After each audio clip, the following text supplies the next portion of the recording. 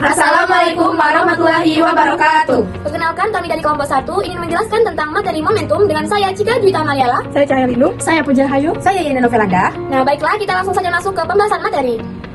Baiklah, materi yang pertama yaitu pengertian momentum. Momentum adalah besaran vektor yang merupakan perkalian massa dan kecepatan benda. Arah momentum ditentukan oleh kecepatan benda tersebut.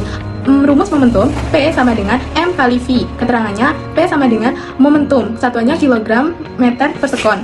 M adalah massa benda, satuannya kilogram. V sama dengan kecepatan gerak benda, satuannya meter per sekon. Nah, dari rumus ini kita bisa membuat contoh-contoh soal yang akan dijelaskan oleh rekan-rekan saya selanjutnya. Baiklah, di sini ada contoh soal yang bertentangan dengan rumus momentum yang sudah dijelaskan pada rekan tadi. Soalnya itu, sebuah bola bermassa 2 kg bergerak dengan kecepatan 5 meter per sekon ke arah kanan. Dan hitung momentum bola tersebut. Di sini kita penyelesaian terlebih dahulu, yang dimana diketahui M adalah 2 kg dan V itu 5 meter per sekon. Yang ditanya itu P. Dan itu ada rumusnya adalah P sama dengan M kali V. Kita masuki dan P sama dengan M 2 kali 5 itu sama dengan 10 kg meter per sekon. Jadi momentum bola adalah itu 10 kg meter per sekon ke arah kanan. Nah, di sini ada pengertian dari hukum kekekalan momentum. Hukum kekekalan momentum adalah jika jumlah vektor dari gaya-gaya luar pada sistem adalah 0, maka momentum total dari sistem tersebut adalah konstan. Ini kita bisa rumuskan P sama dengan M, V, Cm sama dengan sigma I dikali VI sama dengan itu konstan. Hasil ini dikenal sebagai hukum kekekalan momentum.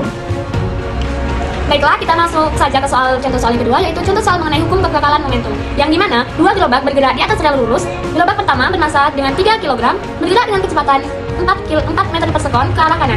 Sedangkan gerobak kedua bermassa 2 kg bergerak dengan kecepatan 2 meter per sekon ke kirinya. Setelah bertumbukan, kedua gerobak menyatu. Jadi itu kecepatan akhir sistem setelah tumbukan. Dapat kita selesaikan dengan menggunakan hukum kekekalan momentum, yaitu M1 tambah V1 ditambah M2 kali V2 sama dengan M1 ditambah M2 V aksen. Nah, jadi massa pertama tadi adalah 3 kg dan kecepatan yang pertama tadi adalah 4 meter per sekon.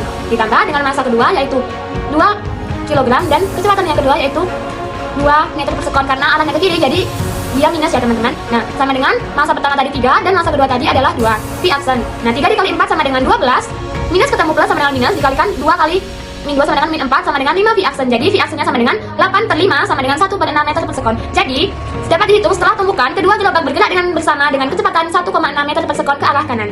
Nah, dari rekan-rekan saya tadi sudah menjelaskan tentang materi tentang momentum. Nah, di sini ada beberapa penerapan dalam kehidupan sehari-hari tentang momentum ini. Nah, di sini ada beberapa contohnya, yaitu yang pertama itu adalah bola yang dipantulkan ke lantai. Mari kita lihat videonya.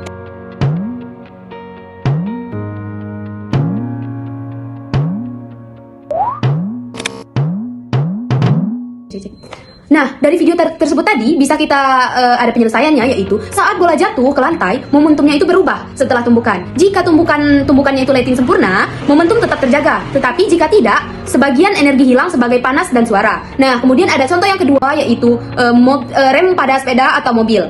Mari kita lihat videonya.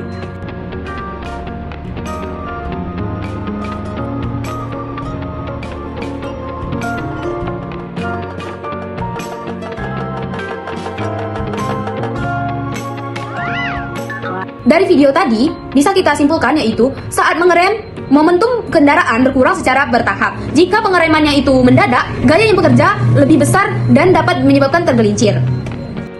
Nah, jadi dari penjelasan tentang momentum-momentum dari rekan-rekan saya tadi, kita bisa simpulkan bahwa momentum adalah besaran vektor yang diperoleh dari perkalian massa dan kecepatan suatu benda. Hukum kekekalan momentum menyatakan bahwa jika ada gaya eksternal yang bekerja, maka momentum total suatu sistem sebelum dan sesudah interaksi akan tetap sama. Nah, dan juga momentum banyak diterapkan dalam kehidupan sehari-hari, seperti pada saat mengerem kendaraan, bola yang dipantulkan ke lantai, dan yang lainnya lagi. Pemahaman tentang momentum ini sangat penting karena di dalam fisika membantu menganalisis gerakan benda serta dampak dari tumbukan atau interaksi antar benda.